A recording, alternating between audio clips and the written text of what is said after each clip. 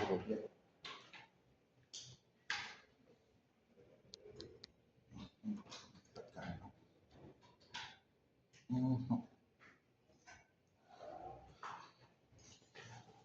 funciona esto? Sí. Bien.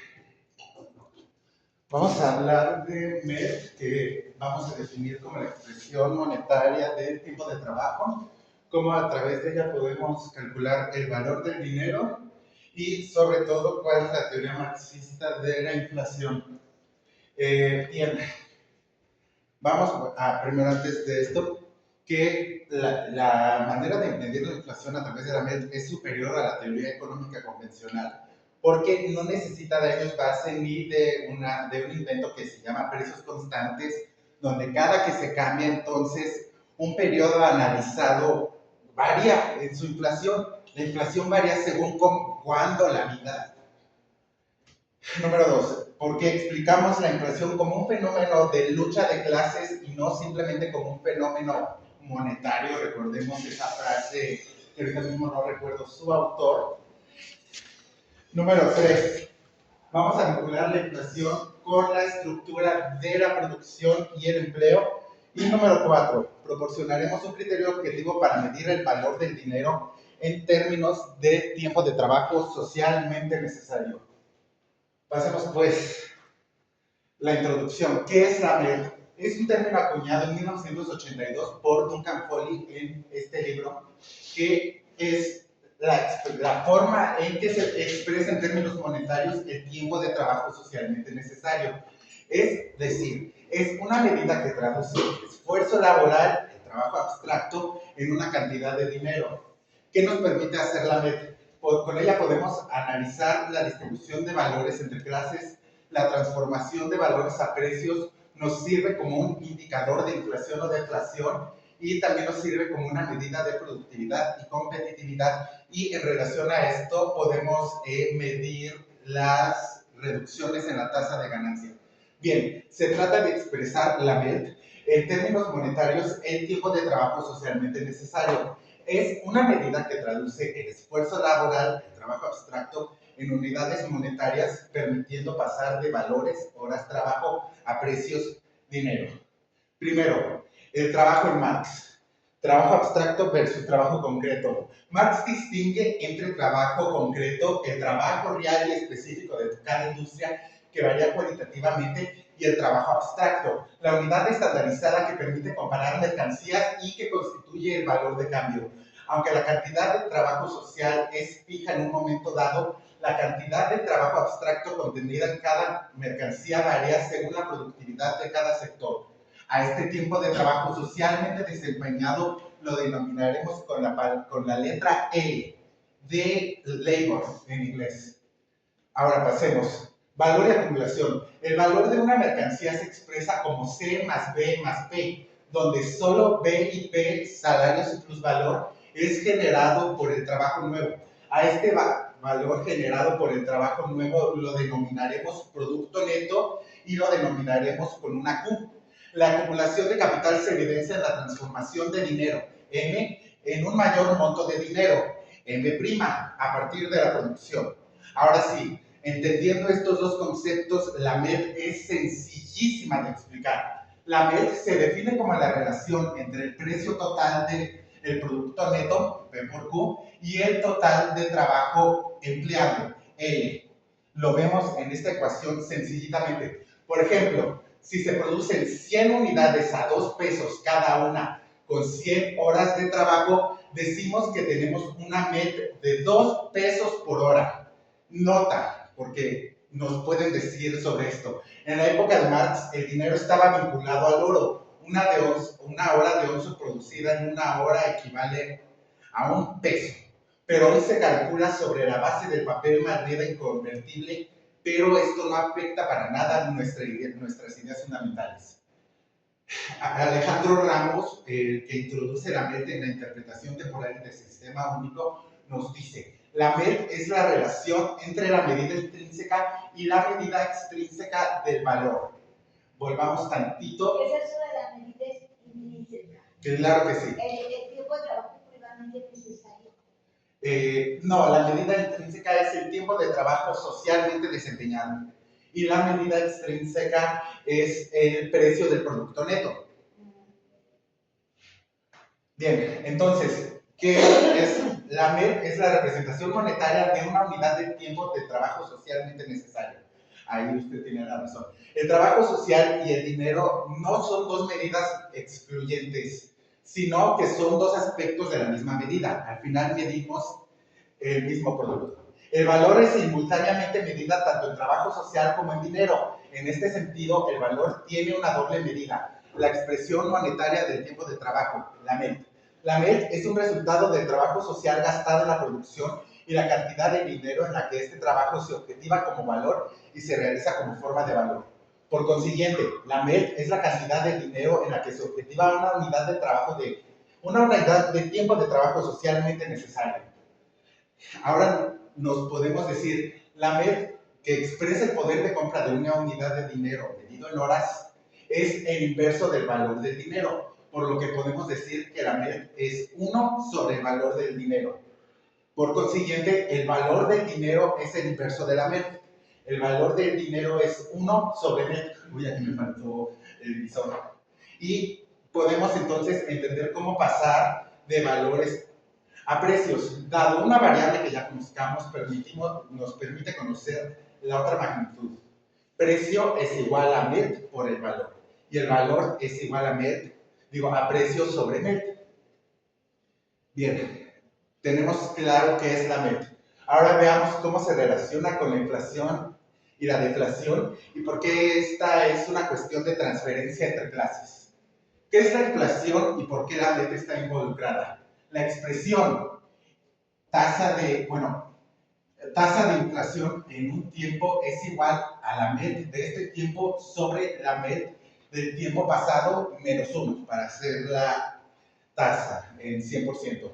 Representa la tasa de inflación en el periodo T calculada a partir de la variación de MED entre dos periodos consecutivos, pueden ser años, meses o incluso días.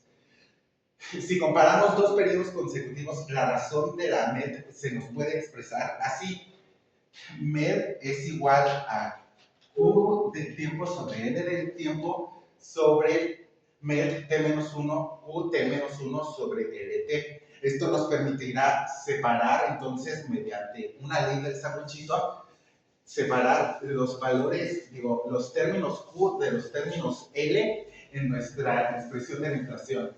Entonces, la tasa de inflación queda así, que nos muestra cómo varía la MED, la expresión monetaria del tiempo de trabajo, de un periodo al siguiente. QT nos representa el valor total del producto neto expresado en dinero y LT, el total de horas de trabajo socialmente necesario en el periodo T.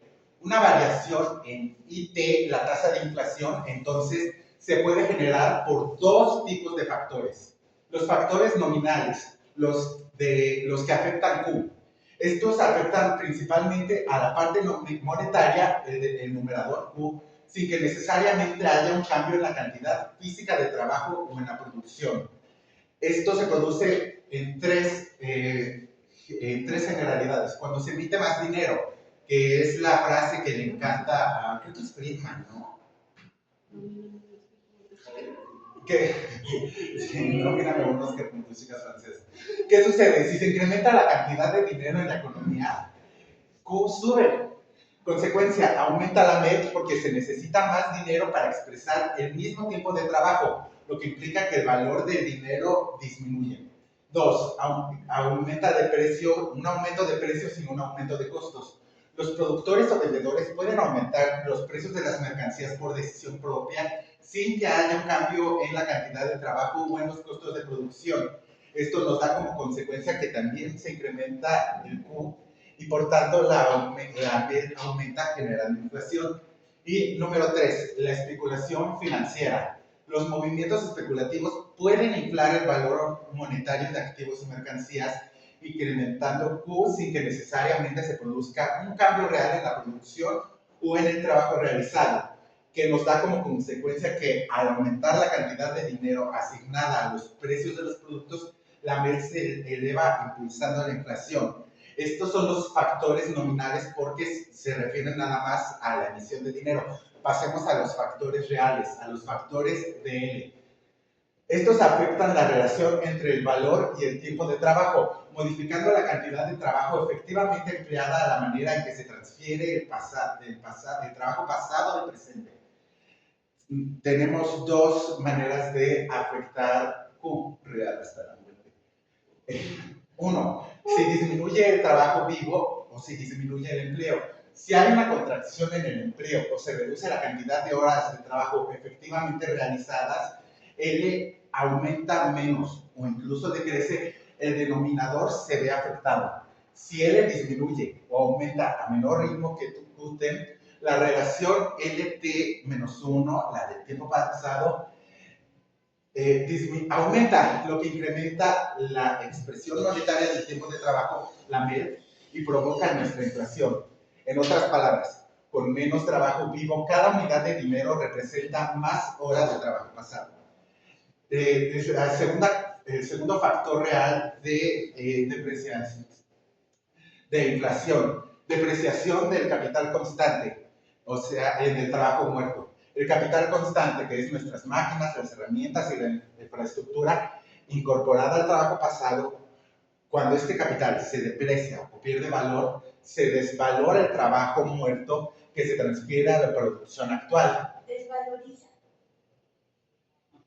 Sería el término adecuado, no se desvalora, se desvaloriza, ¿no? Mi error, tiene usted toda la razón. Si se deprecia el capital, el valor que representa el trabajo pasado baja, lo que puede reducir la base real que respalda los precios actuales. Esto es, al mismo tiempo, altera la proporción en la MED, haciendo que el dinero valga menos en términos de trabajo y por ende incrementando la tasa de inflación. Ahora, ¿por qué decimos que la inflación es una cuestión de transferencia de valor? Y no solamente de una transferencia de valor, sino de una transferencia entre clases. Nuestro proceso demuestra que cuando los productores suben los precios, aumentando el valor monetario total, sin un aumento proporcional en el trabajo real, se incrementa la meta.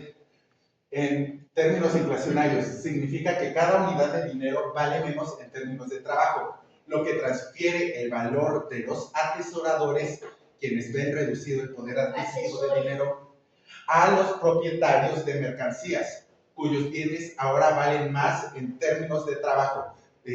Ahorita les diré quiénes son nuestros atesoradores y quiénes son los propietarios de mercancías. Asesores, Raúl. No, son los que guardan dinero. ¿Por qué? ¿Por qué los llamamos asesores? ¿Y por qué tú usas el término asesorador? Atesorador. Ah, perdón. Porque atesoran. Te escuchaba asesoradores. No, atesoran de que se guardan el dinero. Pero bueno, no solo hacen eso, porque eso sería improductivo. Y en términos deflacionarios, si los precios caen, que disminuye la MED, ocurre nuestro proceso inverso. El dinero gana valor, cada peso compra más horas de trabajo y los propietarios de mercancías pierden valor y esto se puede denotar en un análisis de forma de valor. Bien, entonces, ¿quiénes son nuestros actores o nuestras actrices? En el análisis de la MED y la transferencia de valor se identifican tres grandes clases con subdivisiones dentro de la clase capitalista. Aquí lo tengo claramente. Los capitalistas productores y comerciantes, los capitalistas financieros o los rentistas y la clase trabajadora. Siempre van a perder dos de estos según nuestra tasa de inflación y siempre quienes más son estos. Bien, ¿cómo se ve, cómo afecta su dinero a la transferencia de valor una inflación? Los capitalistas productores y comerciales, que son quienes poseen los medios de producción y nuestros bienes resultantes, en un contexto inflacionario, al aumentar la MED, sus mercancías se revalorizan en términos de trabajo, por lo que más horas de trabajo quedan reflejadas en su precio, lo que les beneficia.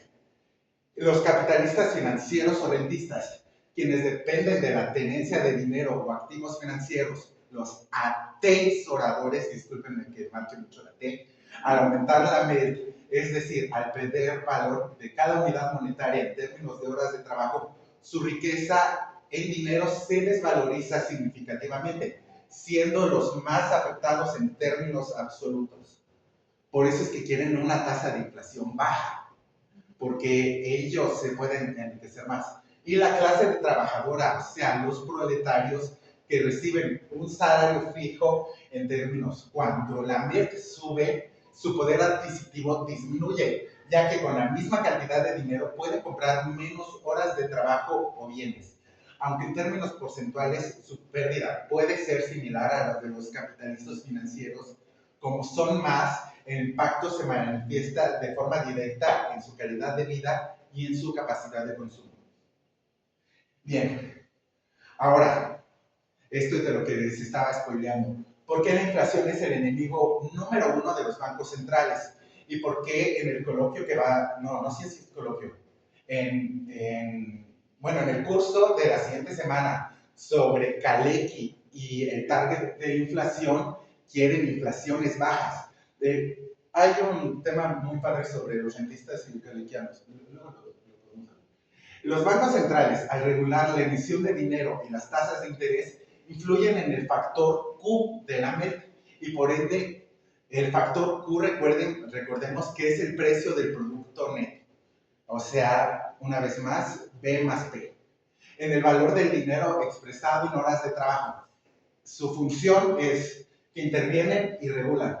Los bancos centrales controlan la emisión de dinero y establecen tasas de interés, lo que afecta a la MEP y por tanto el valor del dinero. Distribuyen el valor entre clases. Al mantener baja la inflación, se preserva el valor del dinero, lo que favorece a los capitalistas financieros, los atesoradores de dinero, atesoradores.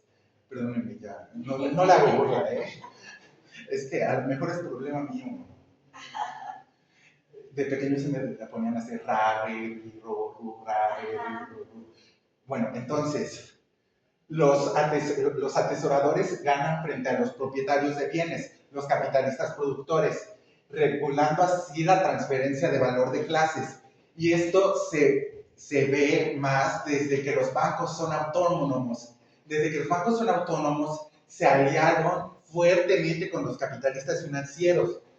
La autonomía de los bancos centrales entonces los aleja de un control democrático.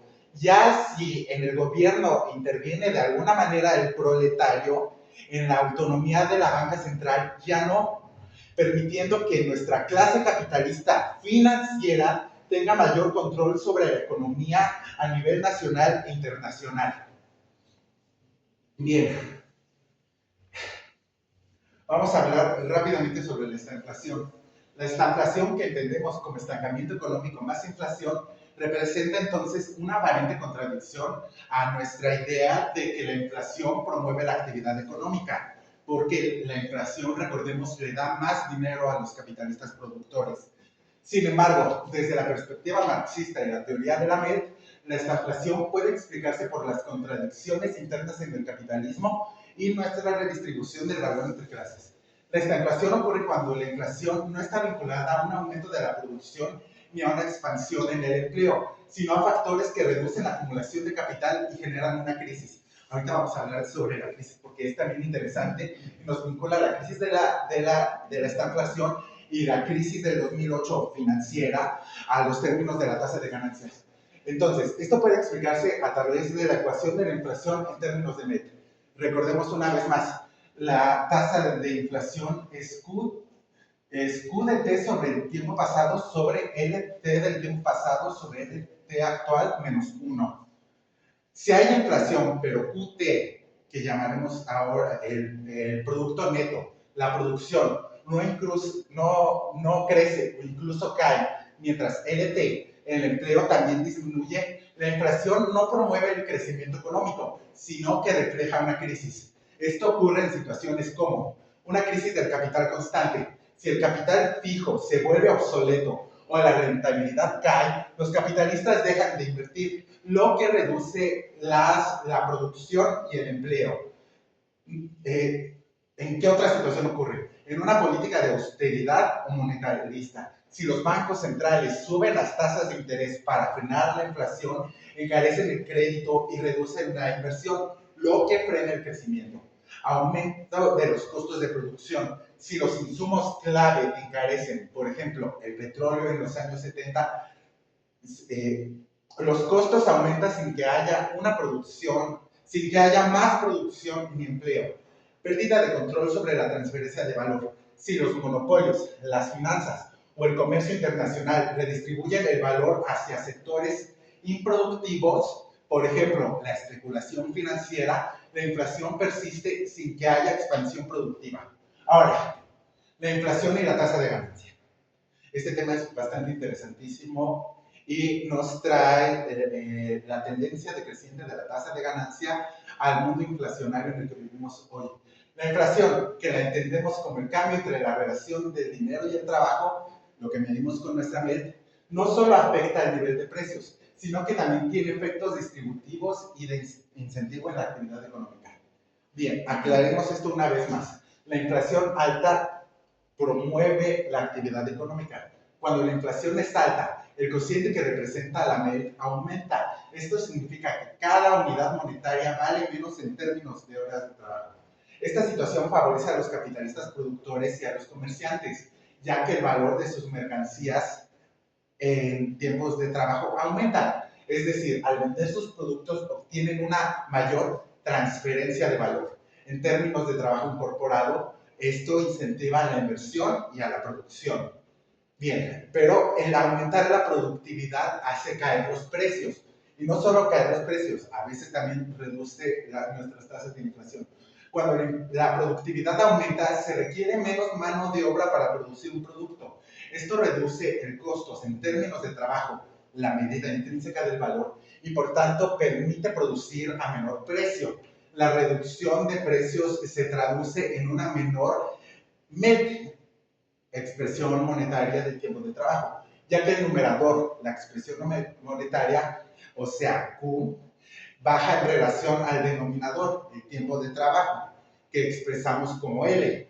De esta forma, el valor del dinero aumenta y consecuentemente la rentabilidad o la tasa de ganancia tiende a disminuir, pues los productores reciben menos valor en términos de trabajo por cada unidad monetaria. Sé que es confuso, pero detrás de esto se esconde que el incremento de la composición orgánica del capital reduce las tasas de ganancia. Bien, estrictamente no es necesario que el nivel absoluto de precios baje. Basta con que la inflación disminuya para que se vean reducidas las ganancias relativas. Es decir, si la inflación, la variación de la MED, cae, los precios no aumentan lo suficiente para que los capitalistas puedan capturar mayor valor, lo que implica menores márgenes de ganancia y en algún momento crisis. Vamos a pasar ahora a nuestros ejemplos de países concretos. Una vez más, la estanflación. En los años 70, la crisis petrolera disparó los costos de producción, reduciendo la rentabilidad del capital industrial. Al mismo tiempo, la crisis de acumulación provocó un menor crecimiento de la productividad y una baja en la inversión. La respuesta de los bancos centrales fue aumentar las tasas de interés para controlar la inflación, lo que redujo la actividad económica. Esto generó una situación donde había inflación sin crecimiento, lo que invalidó las explicaciones de la teoría económica convencional. Ellos sí invalidan, nosotros no. Desde la MED, la estanflación ocurre cuando se redistribuye el valor sin expandir la base productiva. Es decir, la inflación sigue ocurriendo porque los capitalistas trasladan sus costos a los precios, pero la acumulación de capital se detiene o se reduce porque la tasa de ganancia cae y el empleo disminuye. En lugar de una inflación que promueve el crecimiento, hay una inflación que refleja una crisis de rentabilidad. Pasemos a los países. Japón. Japón ha experimentado una prolongada deflación desde el colapso de su burbuja inmobiliaria y bursátil a los principios de los 90. Esto es lo que se conoce como la década perdida. Desde la perspectiva de la MED, deflación y caída de la MED. Con precios en caída, la expresión monetaria del tiempo de trabajo disminuye, es decir, cada unidad de dinero vale menos en términos de horas de trabajo.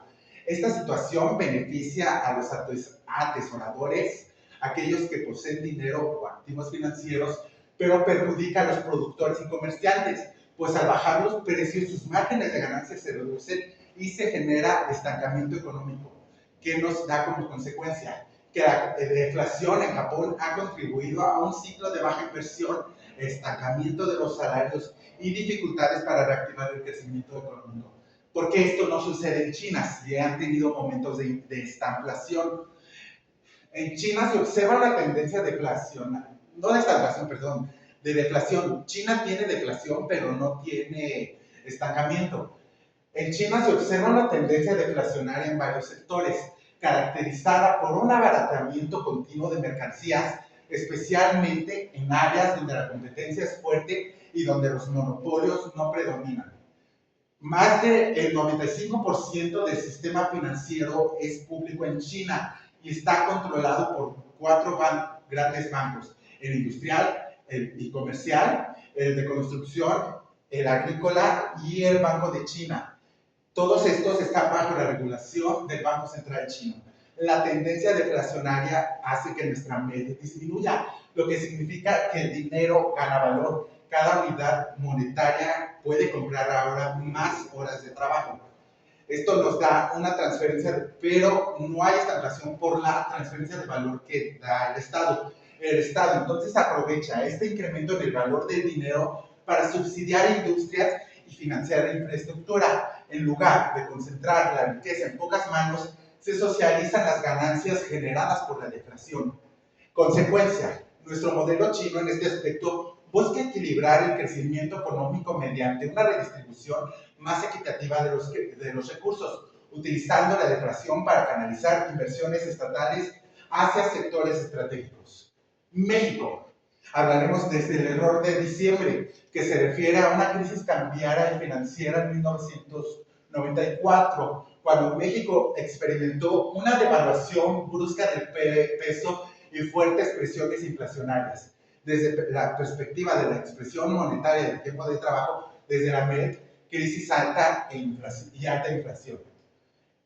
En diciembre de 1994 se incrementó rápidamente la cantidad monetaria necesaria para expresar el mismo tiempo de trabajo. La MED aumentó. Los atesoradores, quienes poseían activos en moneda, perdieron poder adquisitivo, mientras que ciertos sectores productivos que pudieron ajustar sus precios se beneficiaron. O sea, los productores, por esta crisis inflacionaria, pudieron subir sus precios, lo que elevó sus tasas de ganancia. En las últimas décadas, México ha transitado por periodos inflacionarios y por intentos de estabilización que no se logran. Las políticas económicas actuales buscan equilibrar el valor del dinero con la inversión productiva para evitar que la transferencia del valor afecte demasiado a la clase trabajadora. Alemania, y este es interesantísimo porque no creó crisis, creó racismo. ¿No es cierto? Bueno, sí.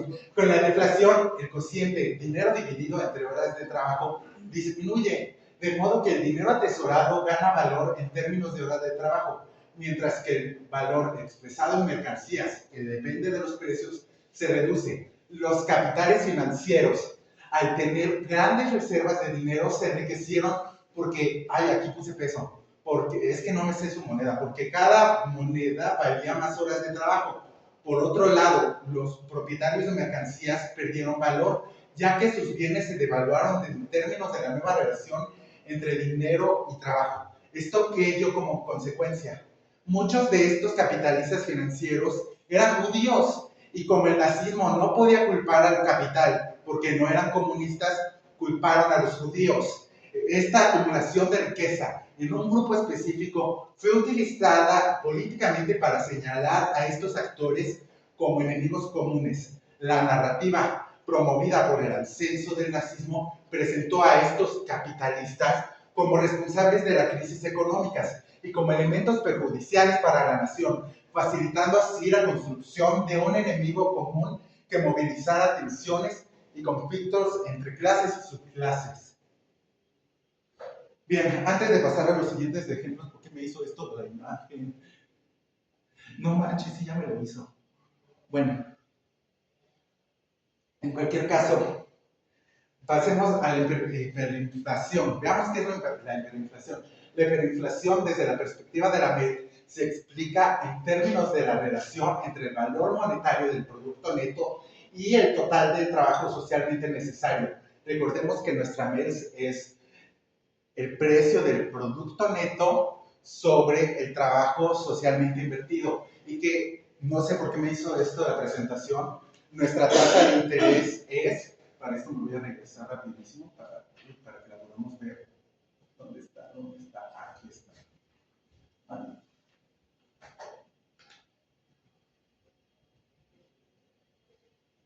Aquí está. Y que nuestra tasa de interés es esta. Bien, ahora sí, ¿qué es la hiperinflación? En un escenario de hiperinflación se produce lo siguiente. Los factores reales, la reducción en el total del trabajo, o sea, menos cantidad de empleados y menos medios de producción, disminuyen L. Los factores nominales, la existencia de una alta cantidad de dinero y la persistencia de precios altos, o incluso una alza de especulación, mantienen o elevan Q, el producto neto. Como resultado, la MED se dispara, haciendo que cada unidad monetaria compre menos horas de trabajo, lo que se traduce en una alta tasa de inflación que se incrementa en cada periodo, generando una espiral inflacionaria. Ahora sí, pasemos a nuestros últimos dos ejemplos. Esto es muy interesante. Venezuela ha atravesado un proceso de hiperinflación en los últimos años, donde los precios se dispararon de manera extrema. Desde esta perspectiva, incremento exponencial de la MEP. La hiperinflación implica que se requieren cantidades inmensas de bolívares para expresar una misma cantidad de dinero. El dinero pierde drásticamente su poder adquisitivo, trasladando valor de los atesoradores hacia aquellos que poseen activos tangibles o bienes. Sin embargo, la inestabilidad general afecta a casi todas las clases, exacerbando la crisis económica y social. Como consecuencia, la pérdida de valor monetario ha provocado severos problemas de pobreza y una contracción de la actividad económica, generando una profunda crisis humanitaria y social. Argentina. Y veremos qué tal le sale a Milei sus intentos de parar esto. Argentina ha enfrentado episodios recurrentes de alta inflación y en algunas épocas periodos de hiperinflación. La inflación implica que cada peso vale menos en términos de horas de trabajo, lo que provoca que el precio de los bienes se eleve sin un cambio proporcional en la cantidad de trabajo realizado. Como transferencia de valor, los atesoradores, quienes mantienen una gran reserva en moneda, pierden valor, ya que su dinero pierde capacidad adquisitiva. Quienes poseen bienes o activos que se ajustan por indexación pueden beneficiarse parcialmente, aunque la incertidumbre y la inestabilidad reducen la inversión y esto afecta la economía en general. Como consecuencia, la persistente inflación afecta el poder de compra de la clase trabajadora, distorsiona la planificación económica y genera ciclos de crisis y recuperación que impactan en la distribución del valor en la sociedad. Ya vamos a terminar. Como conclusiones, vamos a hablar de cómo mide la teoría económica la inflación. Los economistas miden la inflación con precisión técnica, pero sin una teoría del valor que la sustente. Definir la inflación como el incremento generalizado de los precios en el tiempo no explica su origen ni un significado económico real. No existe un criterio absoluto para medir los precios, ya que solo hay precios relativos. O sea, N mercancías A compran N mercancías B. Y esto pasa en la teoría neoclásica, en la Esraquiana y en etcétera. Lo que plantea el problema en relación de con qué se miden los aumentos de precios. Aumenta tu precio, pero ¿en relación a qué?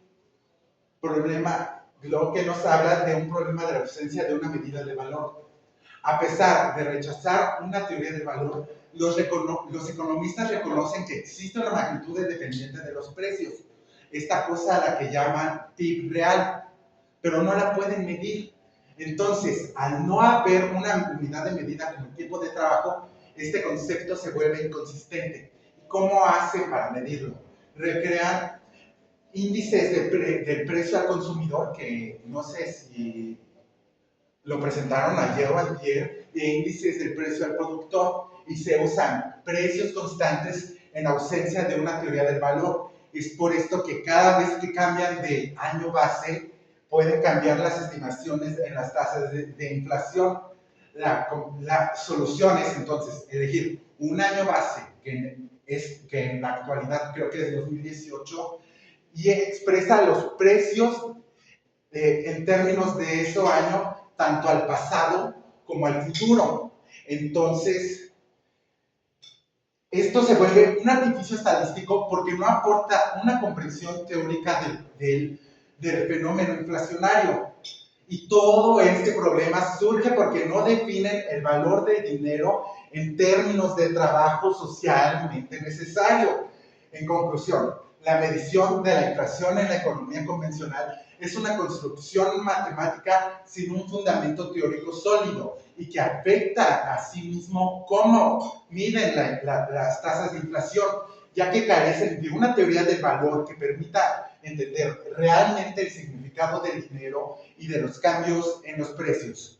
Entonces, ¿cómo la teoría marxista de la inflación en la expresión monetaria del tiempo de trabajo lo soluciona? La teoría inflacionaria de la MED ofrece una base sólida para entender la inflación y la evolución de los precios desde una perspectiva materialista y basada en el valor trabajo, a diferencia de la medición convencional de la inflación que se basa en índices de precios arbitrarios y carece de una teoría del valor. La MED permite entender los cambios de precios en función de la relación entre dinero y tiempo de trabajo socialmente necesario. Esto supera la medición convencional, pues en lugar de depender de un año base que es pura artificialidad, y luego te lo intentan justificar con que, ay, si es que este año fue bastante estable. ¿Quién recuerda el 2013 como un año estable? ¿O quién recuerda el 2018 como un año estable? Creo que cayeron otra vez las finanzas en 2018. El MEP proporciona una medida real del valor en función del tiempo de trabajo incorporado en las mercancías. Esto supera la teoría cuantitativa del dinero, pues la inflación no es solo resultado de un aumento de la oferta monetaria, sino que es la configuración del valor entre capitalistas, trabajadores y financieros. Y esto también supera la versión neutral de la inflación. La inflación no es un simple fenómeno técnico donde todos pierden, sino que es una expresión de la lucha de clases que se gestiona a través de los bancos centrales y la política monetaria. También, la MED supera la medida convencional de la inflación, pues no se trata simplemente de un fenómeno de pérdida de confianza en la moneda, como nos dice la teoría convencional, sino que es un proceso estructural de crisis en la producción y la distribución del valor. La teoría marxista de la MED proporciona entonces una base científica para analizar la inflación, el valor del dinero y la distribución de la riqueza, a diferencia de la economía convencional, que depende de índices arbitrarios y carece de una teoría del valor. Muchísimas gracias.